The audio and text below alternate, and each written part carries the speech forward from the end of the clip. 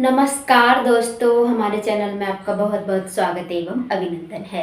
यहाँ आप देख रहे हैं लकार। हम पढ़ रहे हैं यूपी टीजीटी के लिए संस्कृत व्याकरण। वैसे तो सभी परीक्षाओं में लकार पूछे जाते ही हैं 5। यहाँ पर लेके आए हैं हम पठ धातु के 5 लकार। पठ धातु है हमारा और 5 लकारों के रूप हैं। तो यहाँ पर हम भेद प्रतिभेद करके देखेंगे कि किस में क्या परिवर्तन आ रहा है। तो यहाँ पर हम सबसे पहले पढ़ लेते हैं। यहाँ मैं लिख देती हूँ, पठ धातु है ये, पठ धातु। ये सभी पठ धातु के रूप हैं। एक वचन, द्विवचन, बहुवचन। हमने केवल एक ही बार लिख रखा है, एक वचन, द्विवचन और बहुवचन। इसके बाद प्रथम पुरुष, मध्यम पुरुष, उत्तम पुरुष, ये भी हमने शॉर्ट में लिख रखे हैं। प्रथम पुरुष, मध्यम पुरुष, उत्तम पुरुष। हमारे पास 3 वचन और 3 पुरुष हैं। इतना क्लियर है कि हमारे पास 3 पुरुष और 3 वचन हैं।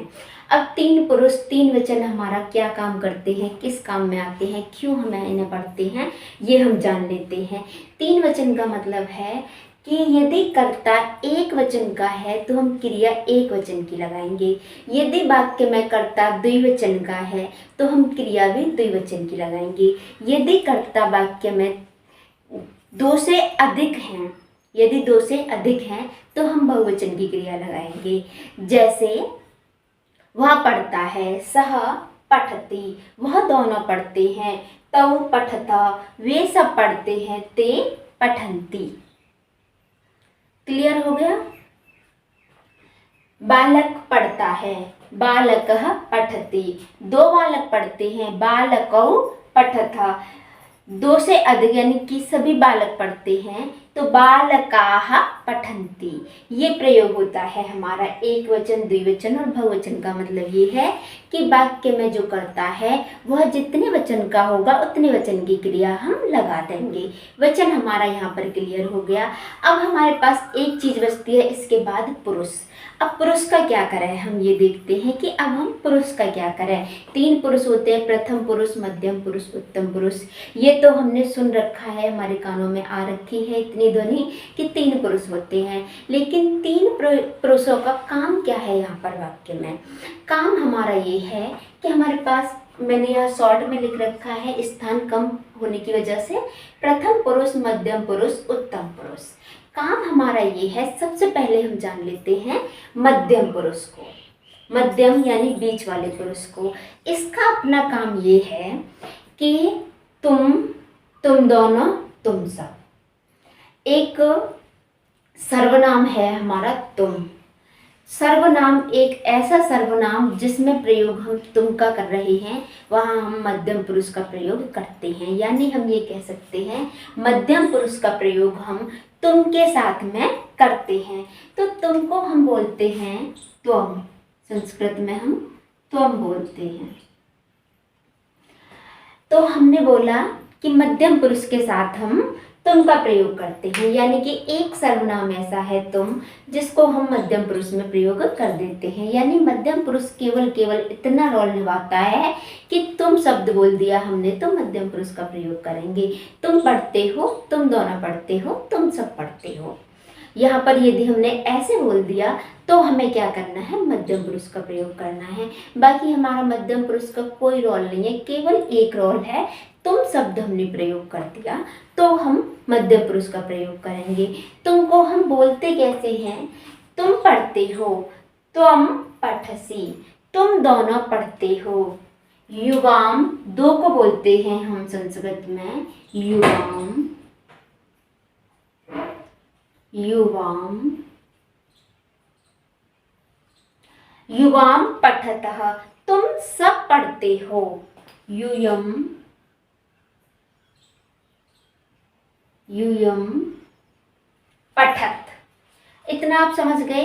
हमने 3 पुरुष बताए जिसमें से हम बीच वाले पुरुष को, मध्यम पुरुष को बता रहे हैं कि तुम का प्रयोग हो गया तो हम मध्यम पुरुष में जाएंगे। यानी तुम पढ़ते हो, तुम दोनों पढ़ते हो, तुम सब खाते हो। तो पठति, युवाम पठता, यूयम पठत।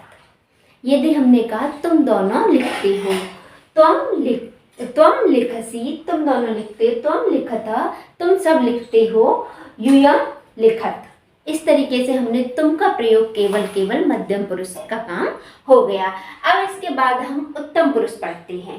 पहले वाले को छोड़ लीजिए, पहले दो पुरुषों को जान लेते हैं। उत्तम पुरुष, उत्तम पुरुष का क्या काम है? यदि हम बोले मैं, हम दोनों, हम सब, मैं, हम दोनों, हम सब, तो यहाँ पर हम उत्तम पुरुष का प्रयोग करेंगे। किस पुरुष का प्रयोग करेंगे? उत्तम पुरुष का प्रयोग करेंगे। अब इसे बोलेंगे कैसे? मैं पढ़ती हूँ या मैं पढ़ता हूँ। एक चीज ये भी है कि लिंग का क्रिया पर कोई प्रभाव नहीं पड़ता है।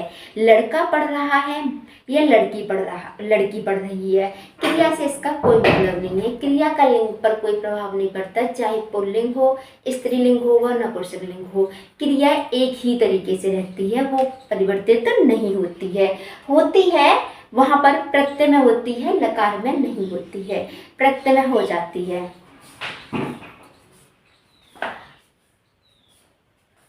तो हमने उत्तम पुरुष, अब हम बोलेंगे कैसे? अहम, मैं को बोलते हैं अहम।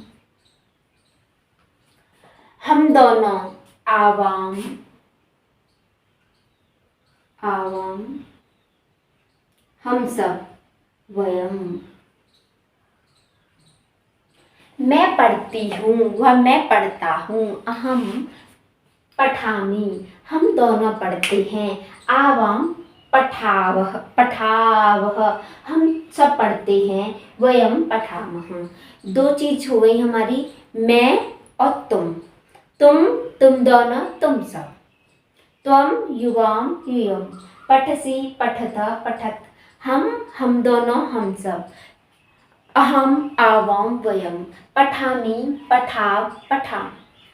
अब जो भी चीज बची इसके बाद, जितने भी संज्ञा, सर्वनाम, विशेषण, जो कुछ भी बचा हमारा इस वाले पुरुष में लग जाएगा। जैसे वह पढ़ता है, यह पढ़ता है, राम पढ़ता है, श्याम पढ़ता है, माता पढ़ती है, पिता पढ़ते हैं, सैनिक पढ़ते हैं, धावक पढ़ते हैं, चालक पढ़ते हैं, अध्यापक पढ़ते हैं, छात्र पढ़ते हैं। यानी कि कितनी भी संज्ञाएं, सर्वनाम और विशेषण हों, चतुर्बालक पढ़ता है।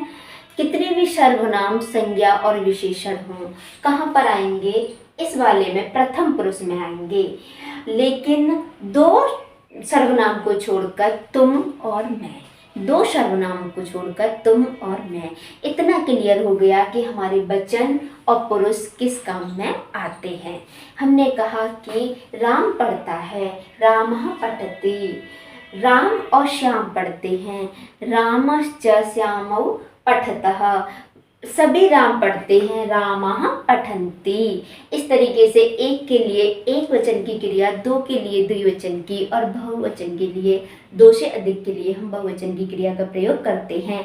फिर हमें पुरुष देखना है कि कौन सा पुरुष है। यदि तुम होगा प्रयोग तो हम मध्यम पुरुष का, यदि अहम होगा, मैं होगा, मैं, हम दोनों, हम सब, तो वहाँ पर हम प्रथम पुरुष के बाद हम उत्तम पुरुष का प्रयोग करेंगे। अब हमें से इसके रूप जान लेते हैं। पठति, पठतः, पठन्ति। पठसी, पठथ, पठत। पठामी, पठाव, पठाम। ये हमारा लट लकार का है।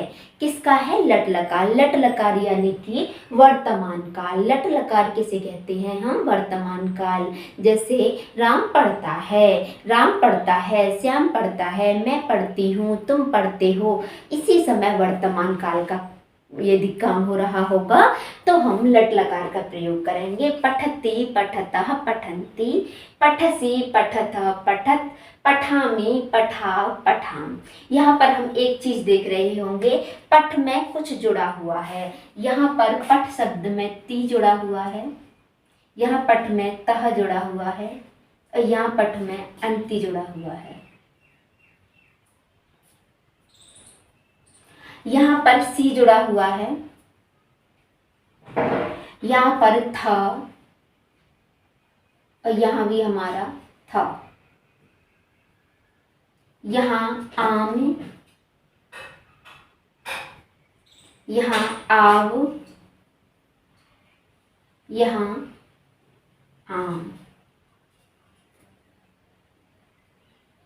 पठ में हमारी ये कुछ चीज़ें जुड़ी हुई हैं। या तो हम इसे ऐसे याद कर लें, इनको याद कर लें, ते तह अंति सी था आम आव आम, या हम इसे इस तरीके से याद कर लें, पठती पठता पठन्ति, पठसी पठथ पठत, पठामी पठावह पठामह। इस तरीके से हम इसे याद कर लें। और हमें यहाँ पर क्या देखना है कि जो हमारा एक वचन है, तीनों पुरुष है, वहाँ पर छोटी ई की मात्रा आ रही है। जो हमारा द्विवचन है उसके तीनों में विसर्ग आ रहा है। और इसके बाद हमारे बचे हुए में यहाँ पर बीच में कुछ नहीं है, यहाँ विसर्ग है। और यहाँ पर हमारा क्या है, यहाँ पर हमारा क्या है, छोटी ई की मात्रा है। यानी कि हमें यहाँ पर क्या देख लेना है कि पहले में तो हमें सब में ई की मात्रा कर देनी है और बीच में हम एक एल टाइप का बना लेंगे।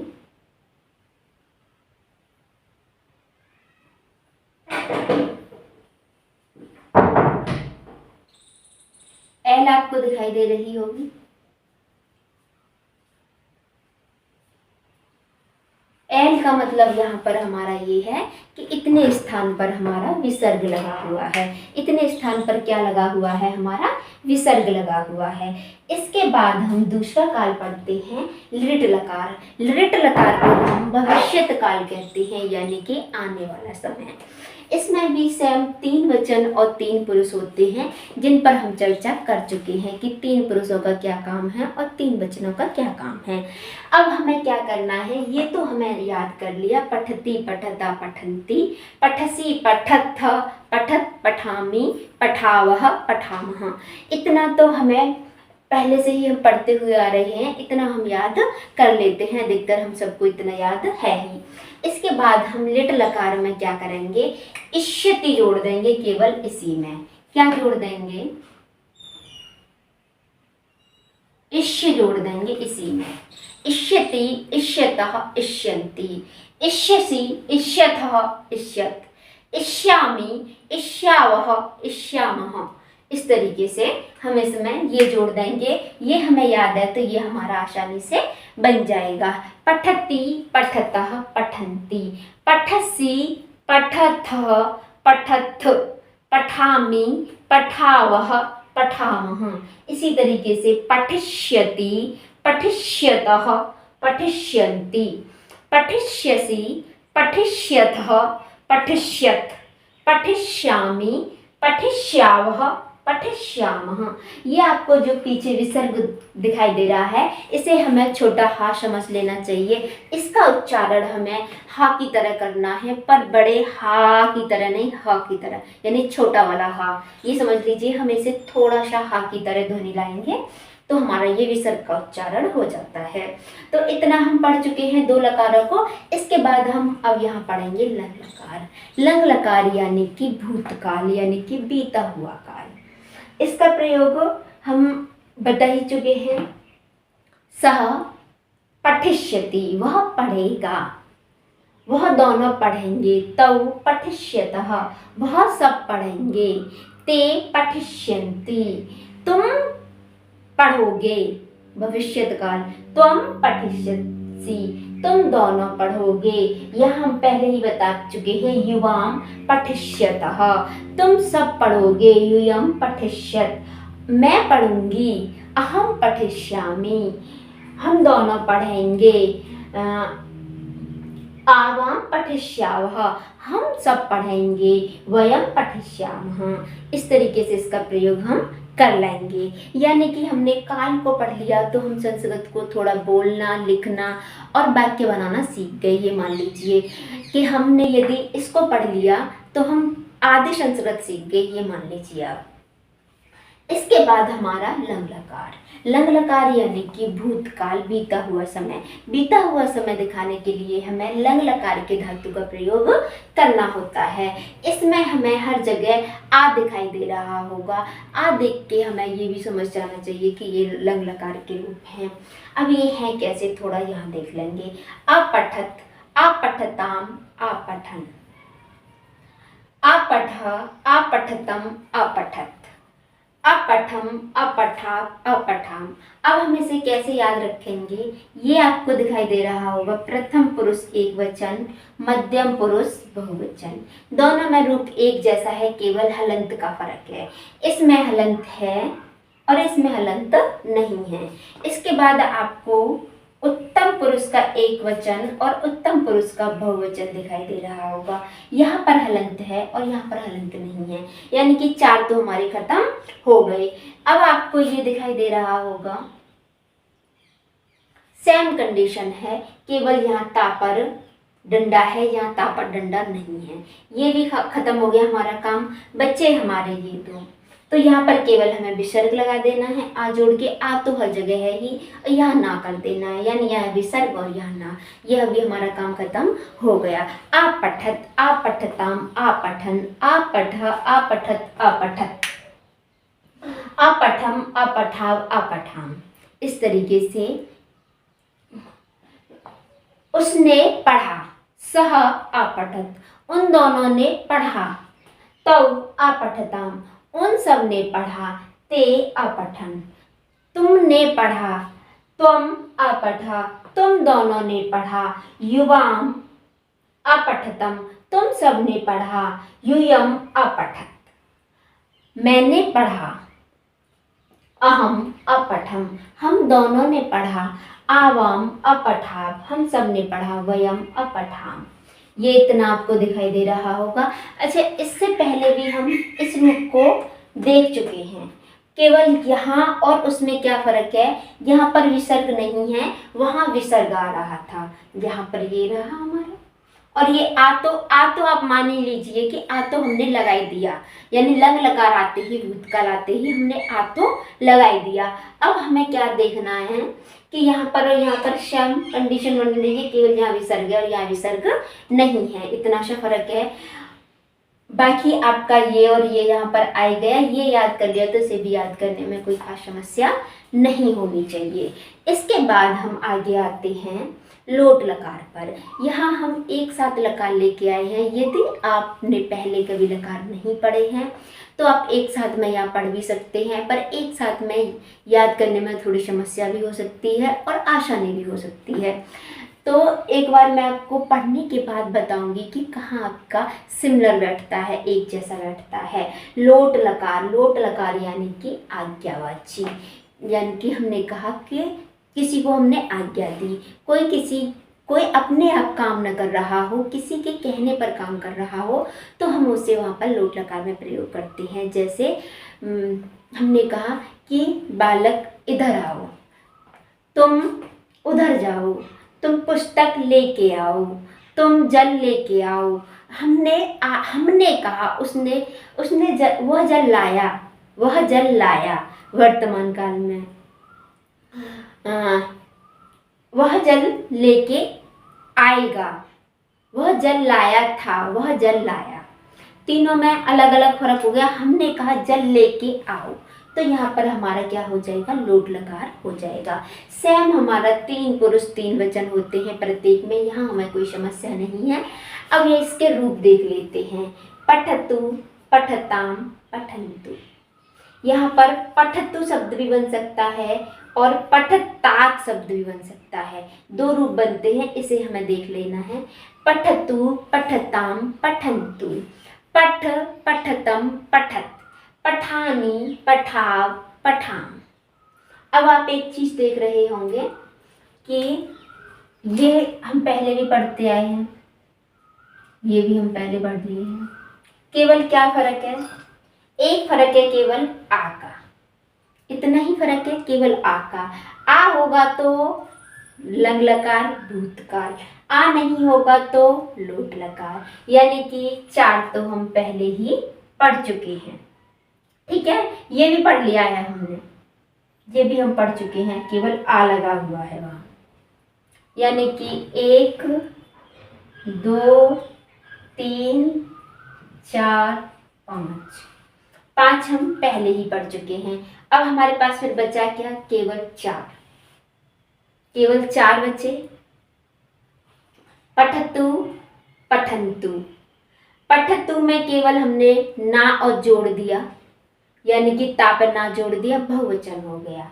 पठ, काम खत्म हो गया हमारा। पठानी यानी कि हमें चार तो देखने थे, इसको हमने यहाँ पर ना जोड़ दिया, इसका काम खत्म। अब पठ, यहाँ पर कुछ भी नहीं लगाना मध्य पुरुष एकवचन में, और यहाँ पठानी लग देना है, तो इसका भी काम खत्म हो गया। पठतु पठताम पठन्तु, पठ पठतम पठत, पठानी पठाव पठाम। यहाँ पर कहीं कोई हलंत नहीं है, कोई विसर्ग नहीं है। इसमें एक खासियत आपकी ये है कि इस लकार में कहीं है ही नहीं आपका विसर्ग। विसर्ग का प्रयोग लोट लकार में कहीं हुआ ही नहीं है, तो विसर्ग का टेंशन हमारा खत्म। अब हम एक चीज देख रहे होंगे कि हमने सभी में यहाँ पर तो हलंत पढ़ाई है, यहाँ हलंत हमने पढ़ाई है। यदि हम इस रूप को न देखें तो यहाँ पर कहीं हलंत भी नहीं है, केवल दो स्थान पर है जहाँ होता ही होता है, जहाँ हमने यहाँ भी पढ़ा था भूतकाल में और आगे भी पढ़ेंगे। इसके बाद अब आ जाते हैं हम विधिलिंग लकार पर। विधिलिंग लकार यानी कि प्रार्थना, निवेदन चाहिए अर्थ में। जैसे हमने प्रार्थना की, तुमको पढ़ना चाहिए, तुमको जाना चाहिए। अब इसका हम कैसे करते हैं? इसमें हमें कुछ खास नहीं करना, कुछ भी नहीं करना। हमें यहाँ पर एक छोटी सी चीज करनी है कि ये वाले रूप आपने पढ़े हैं, ये वाले रूप आप पहले ही पढ़ चुके हो। किसके? लग लकार के।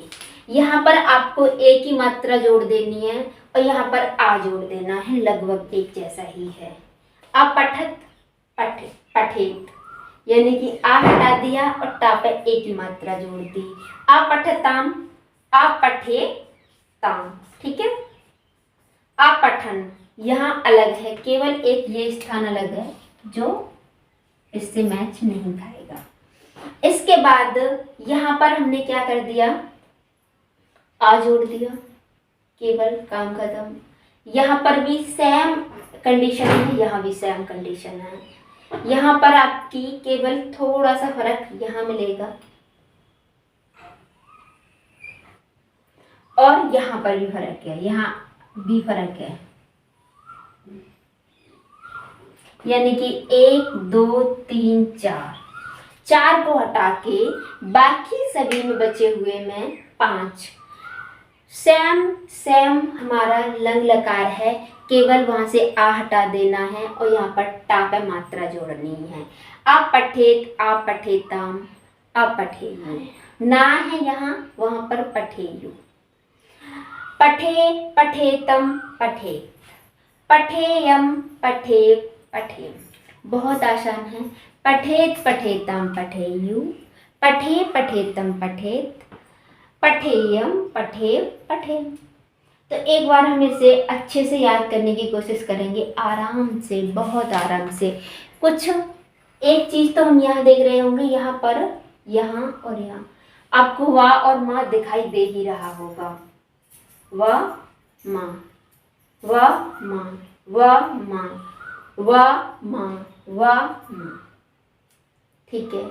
एक चीज हमें ये देखनी है कि कहीं भी यहाँ पर इन शब्दों में, दोनों में हलंत नहीं है, विसर्ग है लोट लट लकार और आपके लिट लकार में, यानी वर्तमान काल और भविष्य काल में, बाकी और कहीं नहीं है। तो हमें इसे ज्यादा याद करने में समस्या नहीं होगी।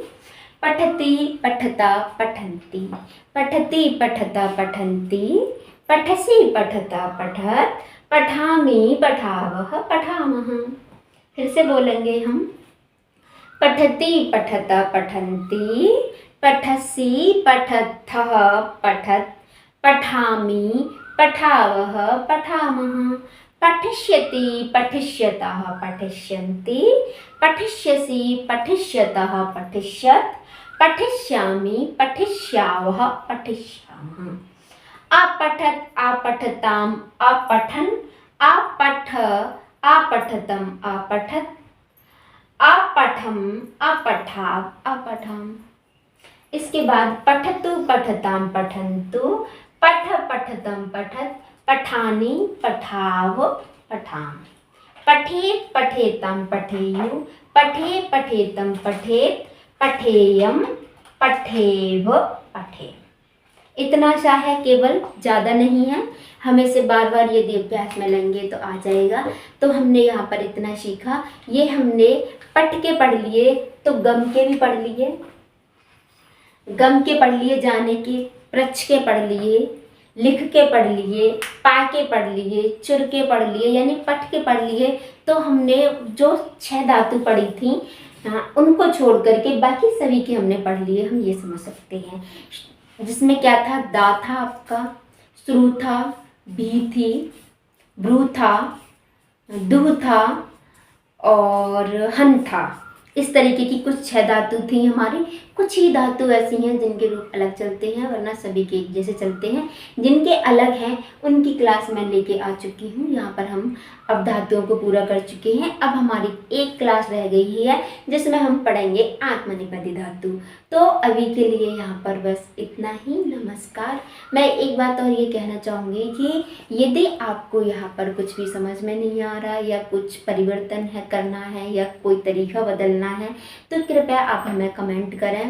और यदि आपकी कोई खास डिमांड है, कुछ पढ़ना चाहते हैं तो उसके लिए भी आप कमेंट करें। ये हमारा सी-टेट में भी काम करेगा, यूपी टेट में भी काम करेगा, सुपर टेट में भी काम करेगा, यानी कि टेट की सभी परीक्षाओं में या संस्कृत में आने वाले लकारों में, संस्कृत जिस भी सब्जेक्ट में, जिस भी एग्जाम में, हमारे जिस भी एग्जाम में लकार हैं 5, तो वो ये हमारी क्लास वहाँ पर काम करेगी। तो बस इसी के साथ में अभी नमस्कार।